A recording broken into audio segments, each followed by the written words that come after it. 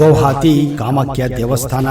ಸ್ನೇಹಿತರೆ, ನಮ್ಮಲ್ಲಿ ಸಾಕಷ್ಟು ದೇವ ಸನ್ನಿಧಿಗಳಿವೆ. ಅಂತಹ ಅಪೂರ್ವ ತಾಣಗಳಲ್ಲಿ ಅಸ್ಸಾಂನ ಗೌಹಾತಿಯ ಕಾಮಾಖ್ಯ ದೇವಸ್ಥಾನ ಕೂಡ ಒಂದು. ತಾಂತ್ರಿಕ ಚಟುವಟಿಕೆಗಳಿಗೆ ಈ ದೇವಸ್ಥಾನ ಹೆಸರುವಾಸಿ. ದುಷ್ಟ ಶಕ್ತಿಗಳಿಂದ ಮುಕ್ತಿ ಪಡೆಯುವ ಸಲುವಾಗಿ ಸಾಕಷ್ಟು ಮಂದಿ ಕಾಮಾಖ್ಯ ದೇಗುಲಕ್ಕೆ ಬರುತ್ತಾರೆ. ಗೌಹಾತಿಯ ಪಶ್ಚಿಮ ಭಾಗದಲ್ಲಿರುವ ನೀಲಾಚಲ ಬೆಟ್ಟಗಳಲ್ಲಿ ಕಾಮಾಖ್ಯ ದೇವಸ್ಥಾನ ಇದೆ.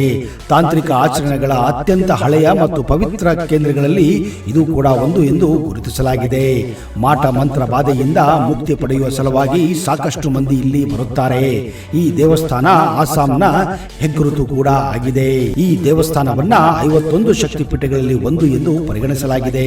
ಜನಪ್ರಿಯ ಐತಿಹ್ಯ ಪ್ರಕಾರ ಮಾತೆ ಸತಿಯ ದೇಹದ 51 ತುಣುಕುಗಳು ಎಲ್ಲೆಲ್ಲಿ ಬಿದ್ದಿದ್ದೋ ಅವುಗಳನ್ನ ಶಕ್ತಿಪೀಠ ಎಂದು ಪರಿಗಣಿಸಲಾಗುತ್ತದೆ. ಅದೇ ಶಕ್ತಿಪೀಠದ ಸಾಲಿನಲ್ಲಿ ಕಾಮಾಖ್ಯ ದೇವಸ್ಥಾನ ಕೂಡ ಒಂದು. ಇಲ್ಲಿ ಸತಿಯ ಯೋನಿಯು ಬಿದ್ದಿತ್ತು ಎಂದು ನಂಬಿಕೆ ಇದ್ದು ಅದಕ್ಕಾಗಿ ಇಲ್ಲಿ ಸತಿಯ ಯೋನಿಯ ರೂಪವನ್ನ ಪೂಜಿಸಲಾಗುತ್ತದೆ.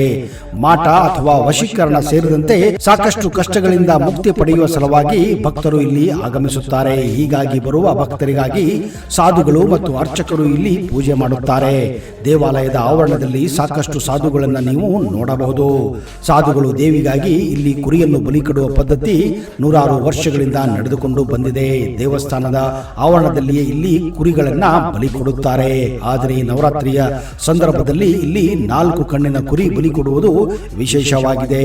ಇಂತಹ ಕುರಿಗಳಿಗೆ ಇಲ್ಲಿ ಭಾರಿ ಬೇಡಿಕೆ ಕೂಡ ಇರುತ್ತದೆ.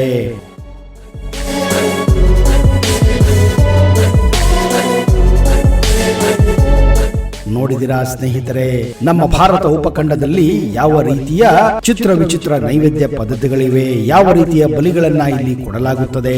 ಇಂತಹ ವಿಚಿತ್ರ ಪದ್ಧತಿಗಳನ್ನು ನೋಡಿದರೆ ಇವುಗಳ ಇತಿಹಾಸ ಯಾವ ರೀತಿ ಇರಬಹುದು ಎಂದು ನಿಜಕ್ಕೂ ಅಂಜಿಕೆ ಕೂಡ ಬರುತ್ತದೆ. ಆದರೆ ಇವೆಲ್ಲವೂ ಆ ದೇವರ ಲೀಲೆ.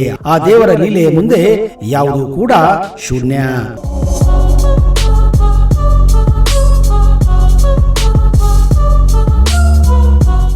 ಢಾಕೇಶ್ವರಿ ದೇವಸ್ಥಾನ ಬಾಂಗ್ಲಾದೇಶದ ರಾಜಧಾನಿ ಢಾಕಾದಲ್ಲಿ ಒಂದು ಪ್ರಸಿದ್ಧ ದೇವಾಲಯವಿದೆ. ಈ ಢಾಕಾ ಎಂಬ ಹೆಸರು ಬರಲು ಕಾರಣ ಈ ದೇವಸ್ಥಾನವೇ ಕಾರಣ. ಅದುವೇ ಢಾಕೇಶ್ವರಿ. ಈ ದೇವಸ್ಥಾನಕ್ಕೆ ಸಾವಿರಾರು ವರ್ಷಗಳ ಇತಿಹಾಸವಿದೆ. ಹಿಂದೆ ಢಾಕಾ ಪಟ್ಟಣವು ಒಂದು ಚಿಕ್ಕ ಕುಗ್ರಾಮವಾಗಿತ್ತು. ಆ ಸಮಯದಲ್ಲಿ ಹುಟ್ಟಿದಂತಹ ಈ ದೇವಸ್ಥಾನವು ಈಗಲೂ ವಿಶ್ವ ಪ್ರಸಿದ್ಧವಾಗಿದೆ. ಇಲ್ಲಿಯ ವಿಚಿತ್ರ ಪದ್ಧತಿ ಏನೆಂದರೆ, ಈ ದೇವಿಗೆ ಇಲ್ಲಿ ಕೋಳಿಯ ಕಾಲುಗಳನ್ನ ಅಮಾವಾಸ್ಯೆಯ ದಿನ ನೈವೇದ್ಯವಾಗಿ ಕೊಡಲಾಗುತ್ತದೆ. ಈ ಪದ್ಧತಿಯನ್ನು ಇಲ್ಲಿ ಸಾವಿರಾರು ವರ್ಷಗಳಿಂದ ನಡೆದುಕೊಂಡು ಬಂದಿದ್ದಾರೆ ಎಂದು ಇಲ್ಲಿನ ಐತಿಹ್ಯ ಸಾರುತ್ತದೆ. ಈ ದೇವಸ್ಥಾನಕ್ಕೆ ಬರೀ ಹಿಂದೂಗಳಲ್ಲ, ಬಾಂಗ್ಲಾದೇಶದ ಮುಸಲ್ಮಾನರು ಕೂಡ ಈ ದೇವಿಯನ್ನ ಆರಾಧಿಸುತ್ತಾರೆ. ಅವರ ಪ್ರಕಾರ ಈ ಅದ್ಭುತವಾದ ನಗರವನ್ನು ಕಾಪಾಡುತ್ತಿರುವುದೇ ಈ ತಾಯಿಯ ಆಶೀರ್ವಾದ ಎಂದು ಅವರ ನಂಬಿಕೆಯಾಗಿದೆ.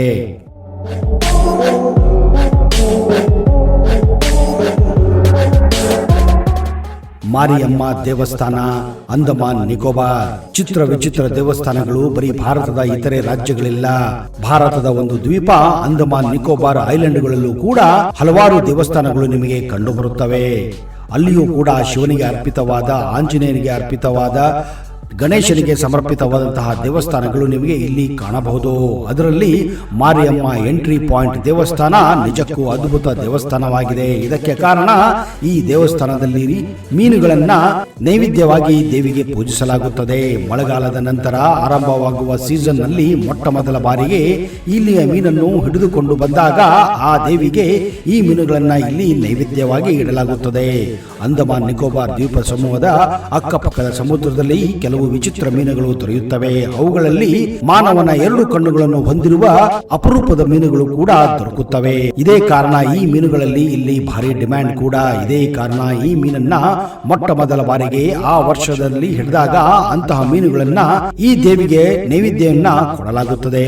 ಹೀಗೆ ಮಾಡಿದರೆ ಇತರ ಮೀನುಗಳು ಇನ್ನೂ ಜಾಸ್ತಿಯಾಗಿ ಸಿಗುತ್ತದೆ ಅನ್ನುವ ನಂಬಿಕೆ ಇಲ್ಲಿನ ಮೀನುಗಾರಕ ಮಂಡಳಿಯಲ್ಲಿದೆ.